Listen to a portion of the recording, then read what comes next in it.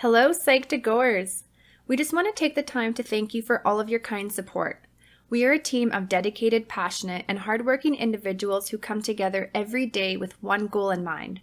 We want to make psychology come alive for you. We are self-funded and recently launched our Patreon. If you enjoy the work that we do and find it meaningful, please stick around until the end of the video for information on how to get more involved with us and all the cool rewards you can get from us. We hope you enjoy this video.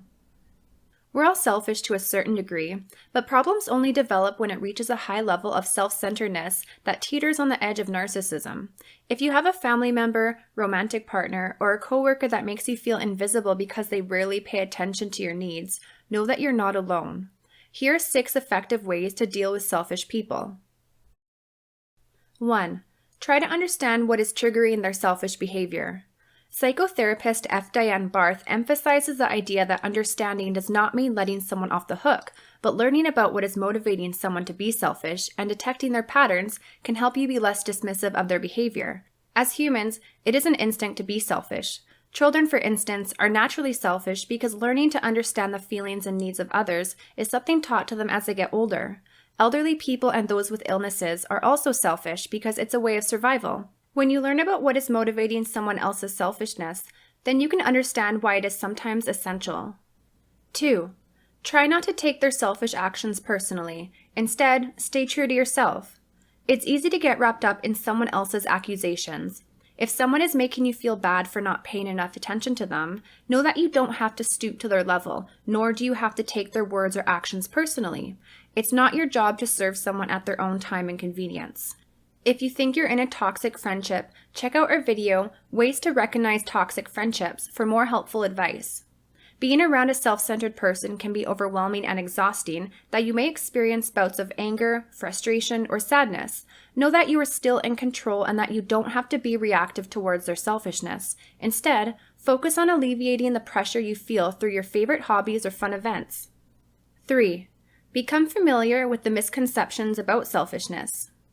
There are many misconceptions about selfishness. For instance, according to Barth, it is common in our culture to believe that having kids is a selfless act and that not having kids is selfish. But people can have kids for selfish reasons, such as a way to be loved, bond more closely with a spouse, or to fulfill a parent's wish. This is why it's crucial to examine circumstances carefully and reevaluate what is considered selfish or selfless. People can be selfish without knowing it. Help them understand their motives behind their actions. 4. Bring up topics you're interested in discussing during conversations. If you feel uncomfortable always listening to someone else talk about themselves, you can interject in a non-combative way.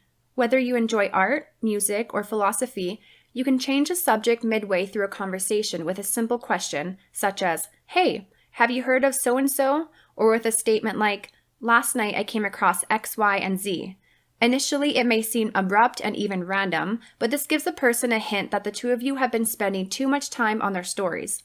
If you find that the individual keeps trying to go back to their own topic, you can politely remind them that you've already heard about it.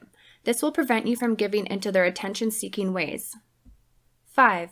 Limit the amount of time that you spend together and hang out with supportive people.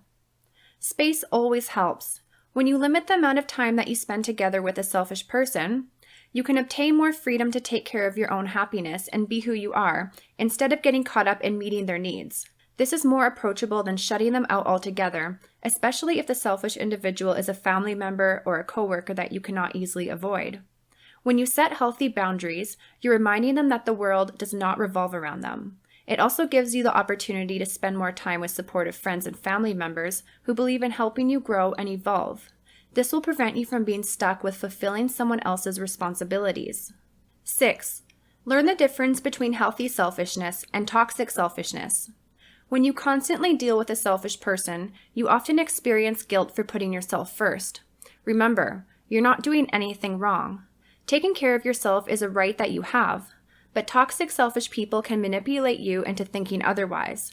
This is why it's essential to practice self-love. We all need a healthy degree of selfishness to sustain our mental health and well-being. When you recognize toxic patterns of selfishness, you can break out of them by choosing not to give in to them. Treat yourself every once in a while and fulfill your own desires and needs. You're important too.